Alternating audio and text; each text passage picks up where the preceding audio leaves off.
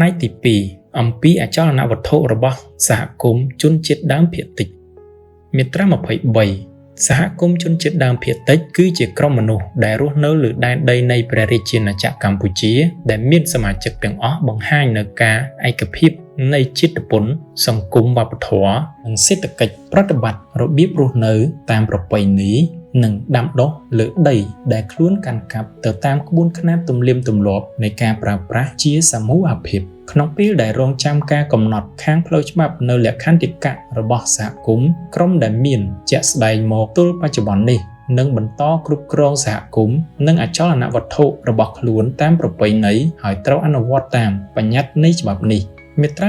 24ចាត់ទុកជាសមាជិកនៃសមាគមជនជាតិដើមភាគតិចដែលអាចទទួលគុណប្រយោជន៍ពីការធានាសិទ្ធិនិងការការពារដែលរៀបចំឡើងដោយច្បាប់នេះរាល់បុគ្គលដែលឆ្លើយតបទៅនឹងលក្ខណៈវិនិច្ឆ័យនៃជាតិពុនអំពីវប្បធម៌និងសង្គមរបស់សហគមន៍ដែលទទួលស្គាល់ដោយមតិច្រើននៃសមាជិកដទៃទៀតនិងដោយព្រមទទួលនៅសាមគ្គីភាពនិងភាពចំណុះដែលនាំឲ្យមានការចូលក្នុងសហគមន៍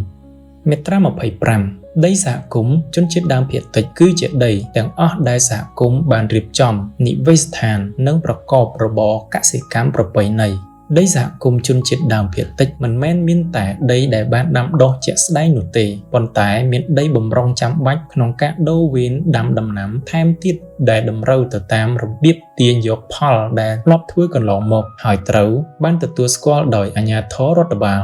ការវាស់វែងនិងការកំណត់ព្រំប្រទល់នៃអចលនវត្ថុរបស់សហគមន៍ទាំងនោះត្រូវកំណត់ទៅតាមស្ថានភាពជាក់ស្ដែងដោយដែលបានអះអាងដោយសហគមន៍ដោយមានការព្រមព្រៀងពីអ្នកជិតខាងនិងអ្នកដែលបានកំណត់តាមនីតិវិធីក្នុងមាតិកាទី6នៃច្បាប់នេះនិងអនុក្រឹត្យពាក់ព័ន្ធ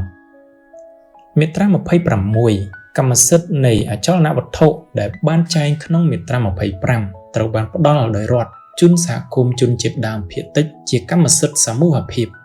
កម្មសិទ្ធិសមូហភាពរួមមានរាល់សិទ្ធិនិងការការពារកម្មសិទ្ធិដោយកម្មសិទ្ធិឯកជនដែរប៉ុន្តែសហគមន៍នោះគ្មានសិទ្ធិចាត់ចែងនៅចំណែកណាមួយនៃកម្មសិទ្ធិសមូហភាពដែលជាទ្រព្យសម្បត្តិសាធារណៈរបស់រដ្ឋឲ្យទៅបុគ្គលឬក្រុមណាមួយបានឡើយ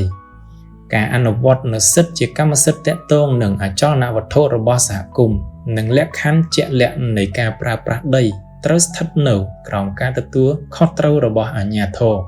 ប្រពៃណីនិងយន្តការនៃការធ្វើសេចក្តីសម្រេចរបស់សហគមន៍អនុលោមតាមទំនៀមទម្លាប់របស់ពួកគេហើយត្រូវដាក់ឲ្យនៅក្រោមច្បាប់នៃការអនុវត្តទូទៅទាក់ទងនឹងអចលនវត្ថុដូចជាច្បាប់ការពារបរិស្ថានជាដើមបញ្ញត្តិនៃមាត្រានេះមិនមែនជាឧបសគ្គដល់សកម្មភាពការងាររបស់រដ្ឋដែលជាតម្រូវការនៃផលប្រយោជន៍ជាតិឬតម្រូវការជាបន្ទាន់របស់ជាតិឡើយ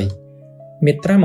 27ដើម្បីសម្រួលការវិវត្តវប្បធម៌សេដ្ឋកិច្ចនិងសង្គមនៃសមាជិកសហគមន៍ជនជាតិដើមភាគតិចនិងដើម្បីអនុញ្ញាតឲ្យពួកគេបានចេញដោយសេរីពីសហគមន៍ឬរួចចាកពីការបង្ខិតបង្ខំសិទ្ធិនៃកម្មសិទ្ធិឯកជនអាចនឹងត្រូវផ្ទេរជាពិសេសឲ្យពួកគេបានលើចំណែកសមស្របមួយនៃដីដែលប្រើដោយសហគមន៍ប៉ុន្តែចំណែកនៃដីដែលជាកម្មវត្ថុនៃការយកធ្វើជាកម្មសិទ្ធិឯកជននោះមិនអាចជាដីដែលចូលក្នុងនិយមន័យទូទៅនៃទ្រព្យសម្បត្តិសាធារណៈរបស់រដ្ឋបានទេមាត្រា28គ្មានអាជ្ញាធរណាមួយក្រៅពីសហគមន៍អាចទទួលបានសិទ្ធិលើអចលនវត្ថុរបស់ជនជាតិដើមភាគតិចបានឡើយ